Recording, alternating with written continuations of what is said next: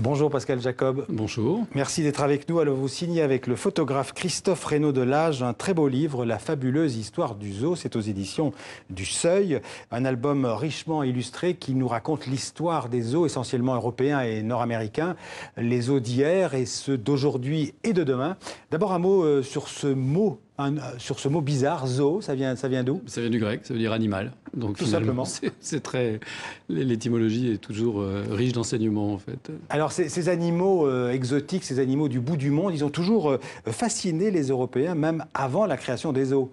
Alors je crois que l'homme est fasciné depuis toujours par l'animal. C'est à la fois un miroir et en même temps aussi un objet de fascination. Alors avant, on ne les appelait pas des zoos, on les appelait des exhibitions, on les appelait des ménageries. Des ménageries, des montreurs d'ours qui se baladaient dans les rues. Montreurs de bêtes, exhibitions itinérantes ou fixes, puisqu'il y a eu une ménagerie dans la Tour de Londres. Donc, et puis évidemment, là, ce que l'on voit là, à Schönbrunn, dans le Ah oui, alors ça c'est beaucoup plus tard, évidemment, c'est le 18e. C'est le plus ancien parc du monde, c'est 1752. C'est la ménagerie de Schönbrunn. Et c'est marrant parce que c'est un peu une organisation comme dans une prison, comme ça, avec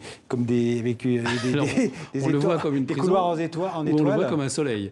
D'accord. La ménagerie de Versailles était d'ailleurs sur le même plan, un plan solaire, avec le pavillon de Marie-Thérèse au centre. Alors on va aussi voir un éléphant qui a été dessiné par Rembrandt. Je crois que c'est en 1637. Alors ça prouve bien que les animaux exotiques. Et rendre compte. Le peintre a voulu rendre compte de la curiosité de son temps. Voilà. Donc ça c'est un tableau de Rembrandt, un dessin de Rembrandt. Très joli dessin. Oui. Et Dürer a fait aussi un rhinocéros célèbre. Donc voilà, au fur et à mesure que les animaux exotiques arrivaient en Europe, ils étaient représentés et appréhendés par les peintres. Alors, vous consacrez un chapitre dans votre livre au commerce parfois très lucratif, qui est mis en place avec cette fascination pour les animaux. Au début, on ne parle pas beaucoup des droits de l'animal. Non, on parle d'un business, on parle de rentabilité, on parle de la possibilité d'acheter à peu près tout et n'importe quoi sur des listes, des catalogues. On achetait des serpents au mètre.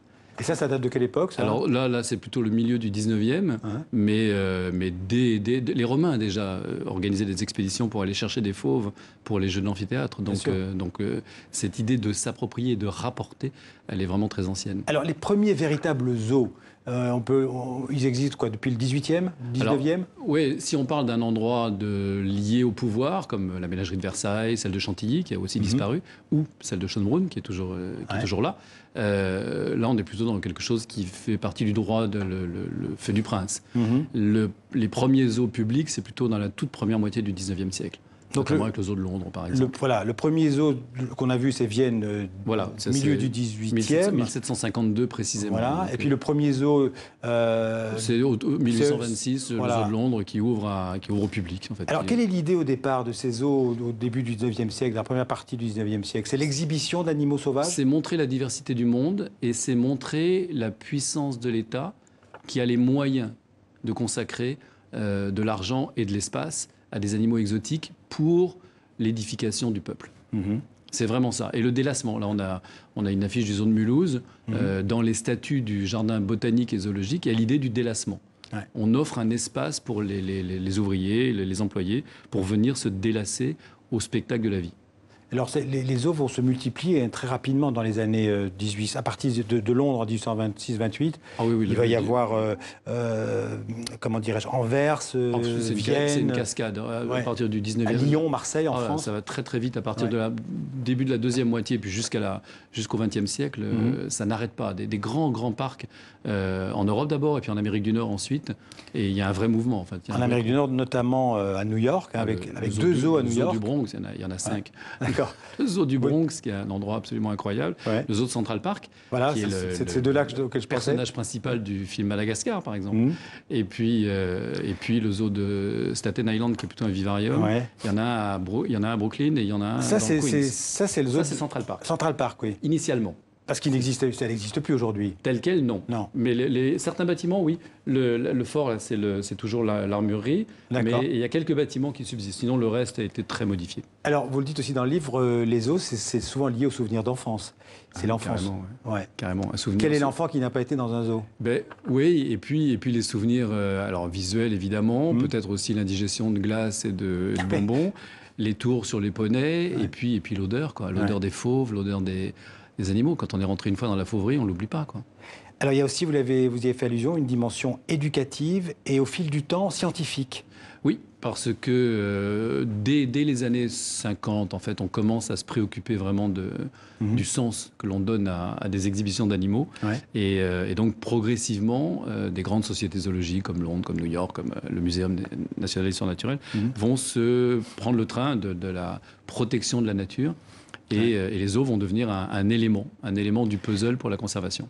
Alors, vous parlez de beaucoup de zoos dans votre livre, mais quels seraient pour vous les plus beaux zoos du 19e siècle, on va dire?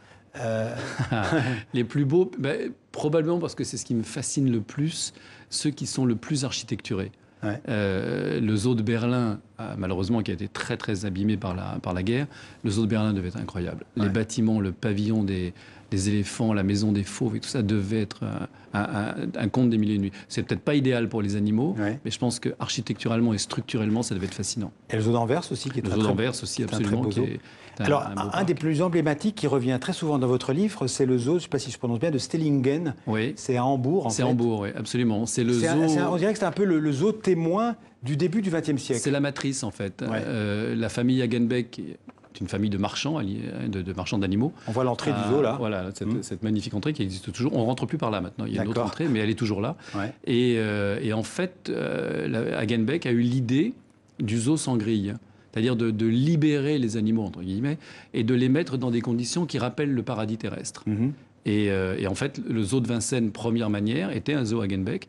Il y a encore quelques zoos, le zoo de Détroit, par exemple, aux États-Unis, est un zoo Hagenbeck encore, qui consiste en fait à créer des panoramas.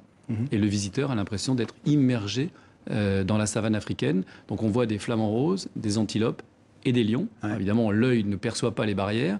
Et on a l'impression que tout le monde vit en bonne intelligence. On peut dire que tous ces zoos européens, notamment, étaient liés à la colonisation.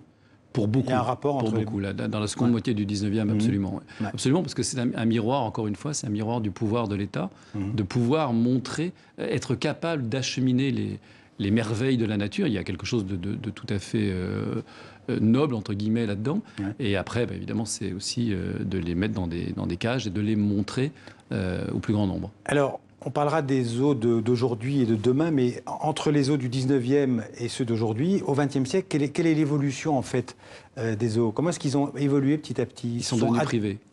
Ah d'accord. Au 19e, on est très largement dans des zoos municipaux, dans des zoos nationaux, des zoos liés à des sociétés zoologiques. Financés par l'État à l'époque. Financés par l'État, par des villes, par différents types d'institutions. Alors qu'au XXe siècle, on entre dans la logique du zoo privé, c'est-à-dire que des hommes et des femmes vont avoir cette idée de posséder leur zoo et d'ajouter leur pierre à l'édifice, à la fois de la vulgarisation de l'animal et de la curiosité de l'exotisme, mais en même temps aussi des préoccupations scientifiques. Je pense notamment à Gérald Durrell, qui est un auteur, voilà, et dont le frère Laurence Durrell a été un écrivain très célèbre. Gérald Durrell était un écrivain mais plus léger, et Durrell a eu cette idée que le zoo devait servir à quelque chose, qui ne pouvait pas être uniquement un endroit où on venait voir des animaux. Il fallait que le zoo ait une justification. Et donc, très très tôt, dans les années 60, il a eu cette intuition, et après il l'a développée évidemment, du zoo au service de la conservation de la nature. Alors dans les zoos, évidemment, les animaux sont en captivité. Certains contestent cette façon de montrer, d'exhiber les animaux. Ça a aussi évolué au cours des décennies. Aujourd'hui, on ne traite plus les animaux comme on les traitait dans le passé. Non, et heureusement, parce que beaucoup de zoos ont été avant tout des ménageries victoriennes, avec des cages, etc. Donc il y a eu plusieurs mouvements. Il y a notamment pour les amateurs d'architectes Lubetkin, qui s'est posé la question de l'air, de l'air dans les cages, de la lumière. Donc il a fait des cages, mais qui a amélioré un peu le quotidien. Et je pense que ce qui est le plus important, c'est la reconnaissance du droit à l'absence. C'est-à-dire que l'animal n'est plus obligé d'être là. Et ça, c'est un pas de géant pour les animaux. Alors qu'au début, les espaces étaient très réduits pour les obliger à être présents. Pour qu'on les voie. Les gens payaient leur entrée pour voir des animaux. Donc il fallait absolument que les animaux soient visibles et bien visibles et éveillés si possible. Et donc là, la possibilité pour l'animal de se soustraire, de s'absoudre du regard du visiteur, c'est une révolution tout à fait extraordinaire. Et notamment parce que l'espace vital de l'animal a grandi. Et on lui a créé aussi des espaces naturels qui sont censés reproduire on se pose la question de lui donner les éléments nécessaires à son bien-être. Donc de l'eau quand il a besoin d'eau, des arbres quand il a besoin quand c'est une espèce arboricole, etc. Ce qui n'était pas forcément le cas. Ouais. On a vu des générations de primates dans des cages sans branches. Ouais. Alors il y a aussi une dimension plus inquiétante, mais qui est liée à ce qu'on appelle la sixième extinction, qui serait en cours de comment dirais-je de processus. Ouais, de processus aujourd'hui, et auquel les zoos participent en fait à la préservation des espèces animales. On peut dire ça comme ça? Oui, parce que je crois qu'on n'a pas le choix, quoi. Il faut plus il y aura de barrières, de sentinelles et de veilleurs et de lanceurs d'alerte, et mieux ce sera. Et donc de ce point de vue-là, les zoos ont un rôle à jouer, évidemment, et ils sont très très nombreux. On sait par exemple que les ours polaires vont probablement disparaître dans les décennies qui viennent, donc on pourra bientôt ne plus les voir que dans des zoos. Ça semble assez inévitable, ou une forme de sanctuarisation de certains espaces, mais sanctuariser une banquise qui y font, ça va être compliqué. Donc, mais oui, effectivement, ce sera aussi pour les générations futures. Il faut espérer qu'on n'en arrivera pas à uniquement avoir une planète remplie de zoos, mais voilà, les jardins zoologiques d'aujourd'hui ont cette... Alors justement, ces jardins-là, on en parle dans votre livre. Il y a le parc zoologique, je vais en citer deux. Le parc zoologique de Paris, qui était l'ancien zoo de Vincennes. Voilà, absolument, qui est le Muséum national d'histoire naturelle. Voilà, et puis le grand zoo Péri-Deza en Belgique, qui est un zoo incroyable. Qui s'appelle en fait un jardin des mondes, et qui est effectivement l'idée d'un homme, en fait, de concevoir un endroit un peu fou où l'architecture, l'humain... Avec des temples cambodgiens, il y en a même qui sont consacrés. Donc il y a des cérémonies parfois bouddhistes dans le parc. Et puis des animaux. L'homme, la nature, l'animal, une espèce de fusion étonnante. Merci Pascal Jacob. On voit à travers de votre livre que les zoos ont encore un avenir, contrairement à ce que certains pourraient croire. Je pense que oui. Donc je renvoie à votre livre La fabuleuse histoire du zoo, donc aux éditions du Seuil. Merci beaucoup d'être venu en parler dans le 64 minutes.